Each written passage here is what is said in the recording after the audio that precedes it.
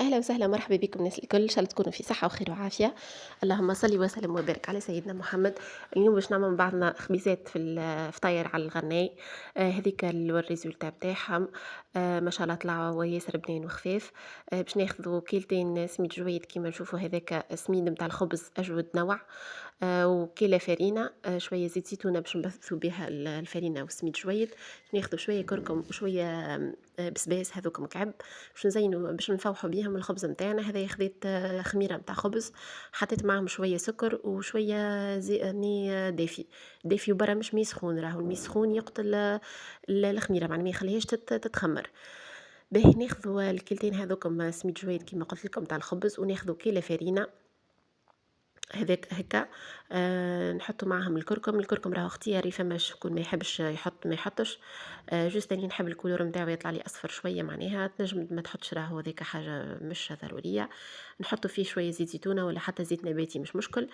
نخليوه هكاك في الماكينه في العجينه تتخمر تتبثبث هكاك الفرينة والسميد شوية مع بعضه. تو باش ضفنا له المي والخميرة. فيها شوية سكر، وبعتالي بشوية بشوية نضيفوا المي سخون بالملح، معناها المي مي دافي حطينا فيها من غير فيها ملح. غادي كي زدنا في الاخر كيف تعجنت بالكدا العجينه، زدنا شويه بسباس وخليناها تتركب بالباهي حتى لين تستحق برشا تستحق برشا خدمه، راهي في العجينه تتعجن في عقلها مده حتى 20 دقيقه، حتى لين تولي سوبل العجينه، خاطر فيها سميد جويد يحب برشا العجنان. هذاك نحطوا له شويه زيت، نزيدوا نعجنوه شويه هكا في بعضه بيدينا باش جست نلموا العجينه برا. كيما نشوفوا هكا نلمها ونكعبراها هكاكا بالباهي ورجعها في وسط البول نتاعنا. حطينا شويه زيت زيتونه باش ما تلصقش في يدينا، خاطر ما شاء الله العجينه طريه بالباهي معناها. وهذاك السر نتاع الحشاشه نتاع الخبزه باش تطلع لنا طريه، انه العجينه ما تبداش يابسه، العجينه ديما لازم هي تكون طريه، واصلا ما تاخوش برشا وقت في التخمير معناها. اني الحقيقه هذه خليتها ساعه. تخمرت لي الحق مش ما تخمرتش، اما حبيتها تقعد اكثر وتتخمر اكثر، لا غالب معناها تزرب بالوقت وكل. نغطيوها بالبابي ونزيدو نغطيوها من الفوق بمنيدلة تبدا نظيفة وكل، نخليوها على جنب. نرجعوا لها بعد ساعة أخرى. هيك بعد ساعة رجعنا لها ديجا هكا تشوفوا عملت الفابور بالفوق. هذه العجينة متاعنا ديجا باش نزيدو نخليوها تتخمر مرة أخرى. يعني هذه الخمرة الأولى خليناها ساعة، باش نزيدو نخليوها فوق فوق الرخامة حتى نصيف ساعة أخرى. نقصها هكا، مش بالضرورة راه يكون عندنا الوحدة هذيك تاع القصاصة، حتى بسكينة وحتى بيدينا زادة. هذوما كعيبات الخبز نتاعنا.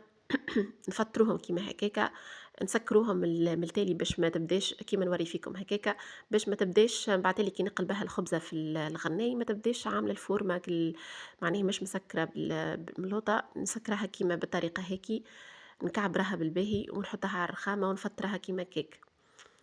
هاني باش نوريكم نقعد هكاكا كل مرة نعمل بالكعيبة ونحطوا شوية سميد جويد من اللوطة اللي عجلنا بيه معناها، ونخليوها تو ترتاح في عقلها. نغطيوها بحويجة. هذوك مكعبات الفطاير كيفاش يكونوا. ما عملتش الحقيقة كونتيتي كبيرة، يعني هذاك اللي يكفيني ديجا. ما شاء الله طلع ياسر خفيف وبنين، هتو ان شاء الله تشوفوا ريزولتا فينال وتعجبكم، وان شاء الله تجربوها وتقولوا لي في تعليق شنو كانت الريزولتا نتاعو. هذا الغناي نتاعي اللي باش نعمل فيه. هذوك كعيبات الفطاير نتاعنا كيفاش خليناهم نصيف ساعه يخمروا، توا باش نجيو نطرحها كيما كيكه العجينه نتاعنا. باش نوريكم السمك نتاعو، راهو ما يجيش عالي ياسر خاطر ديجا فيه الخميره، وديجا باش يزيد يعلو راهو باش يعلى بالباهي معناها فوق الغناء كي باش يطيب.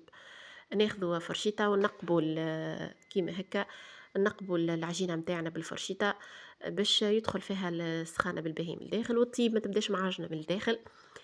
سخانة ما نحطوش الغنّاية على نار قوية ياسر، نار متوسطة، وبرا لا هي معناها نار ضعيفة لا هي نار قوية ياسر، نار متوسطة وكهو نخليوها في عقلها طيب. نقلبوها على الجهات الكل. هذيك السمك نتاعنا ديما نوري فيكم في السمك باش ما تعملوش عالية برشا، باش بعدين ما تطلعش معجنة ياسر من الداخل، معناها ما تطلعش فيها برشا لبلابة، معناها نقولوا كلبابة ذيك. هذيك الخبيزة متاعنا نقلبوها هكا على الجنبات. هذه الخبزة الأولى هكا وريتها لكم، ما شاء الله عملناها جويدة، وشو كيفاش طلعت لنا غليظة، معناها عالية هيك. علاش قلت لكم معناها ما تعليوش برشا في الخبزة. هذيك الريزولتا تاع الخبزة الأولى. نقعدوا نواصلوا كيك العملية في الخبيزات متاعنا الكل. حبيت نوريكم الطريقة هذه. في الجنبات ديما لازمنا نطيبوهم حتى المنظر متاعه يبدا مزيان، حتى يبدا هو زاده طيب مش الشيرات الكل. هذه هي الوصفة متاعنا الخبز فطاير على الغناء. تنجموا تعملها راهو حتى على القلاي ولا حاجة. أنا عندي الفورم هذيك متاع القلاي متاع الغناء، هيك علاش عملت هذيك الريزولتا فينال متاع الخبز متاعنا. إن شاء الله يعجبكم. ما شاء الله جاي طري وهشوش، وشو كيف نوع ماهوش معجن من الداخل، ما فيش برشا بابا. هذيك توا وصفة ياسر باهية. إن شاء الله تجربوها، إن شاء الله تعجبكم، وعلى بروشين إن شاء الله.